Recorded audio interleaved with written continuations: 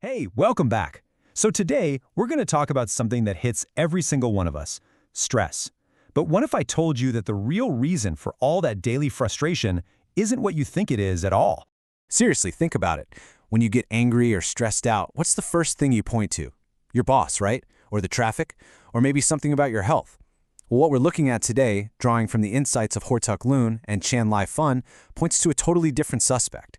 And it's hiding right in plain sight, literally inside your own head. All right, so let's start by looking at just how big of a deal this is. I mean, we all want to be happy, don't we?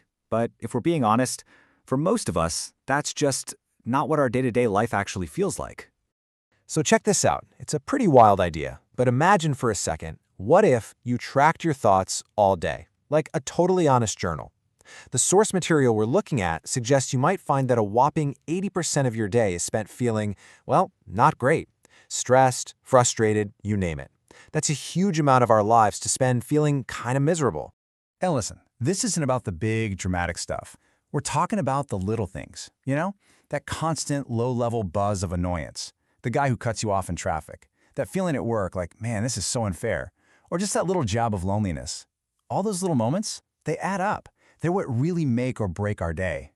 So the big question is, where does all this stuff actually come from? And this is where we get to the core clue.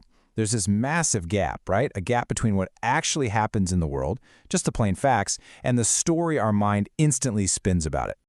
Yeah, this right here, this is the key. Look at the event itself. It's totally neutral. Your boss asks you to stay late. Fact. One of your legs is swollen. Fact. The suffering, the pain, it doesn't come from that reality. No, it comes from that second column, the story, the judgment, the thought that's basically yelling, this shouldn't be happening. Let that just land for a second.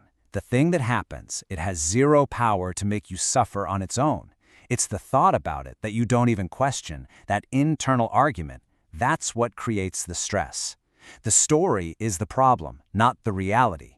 It's a total game changer when you see it. Okay, so if these thoughts are the real culprit, why are they so powerful? I mean, why do they have such a grip on us? Well, the answer is a mental habit that's so automatic, so deep, most of us go on entire lives without ever even noticing it's there. It's this simple. We believe our thoughts. 100%. A thought pops into your head and bam, you treat it like it's the absolute truth. There's no pause, no moment of, hey, wait a sec. We just buy it hook, line, and sinker.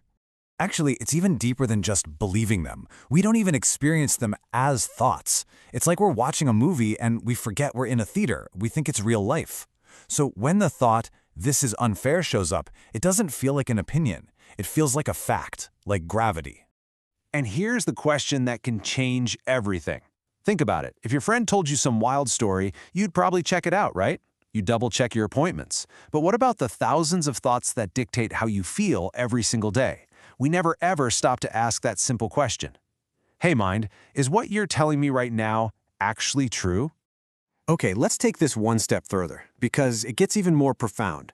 This nonstop river of thoughts we never question, it doesn't just change how we see the world. It literally builds the person we think we are, our entire identity. Now, this next idea might sound a little bit out there, but stick with me. The you that you feel you are, this solid, unchanging person, is really just a story. A character in your head that only seems real because you keep believing the thoughts that create it. So get this, the self isn't really a thing. It's more like a verb, an activity. It's the constant mental process of labeling yourself. I'm smart, I'm not good enough, I'm an anxious person. It's just a bunch of stories and labels that we've confused for who we really are. Seriously, try this right now. For just a second, try to know who you are without a single thought. Who are you? Your name? That's a thought. Your job? Thought. Your personality? It's all just thoughts. Take away the thoughts, and what's left? The story of you is built completely out of this stuff. Okay, so if our minds are just running on autopilot with all these unquestioned thoughts, what in the world do we do about it? Well, you can't just stop thinking. That's impossible. But the very first, most practical step is just to get good at spotting a thought as it's happening. And this is how you start. The key here is not to fight your mind or judge yourself. Just get curious. Instead of being completely lost inside the thought, you start to notice it from the outside. You can say to yourself, oh, look at that. there's that voice in my head narrating everything. Or, my mind is playing a little movie right now. Just doing that creates this tiny bit of space, and that space is freedom. So think of this as a spotter's guide for thoughts. They come in all these different disguises. Is there a voice in your head, like a little commentator? Or do you see pictures, like snapshots, or full-blown movies of things that might happen? When you can start to recognize the form of the thought, it stops being reality, and it just becomes, well, a thought, a thing that's just passing through. And this all leads us to the final and maybe the most powerful question you can ever ask yourself. The next time you feel that knot of stress or anger, find the thought that's fueling it. You know, the he shouldn't have done that, or the I'm definitely going to fail this. Catch it. And then, just for a moment, genuinely ask yourself, who would I be right now, in this moment, without this thought? The answer to that question? Well, that could change everything for you.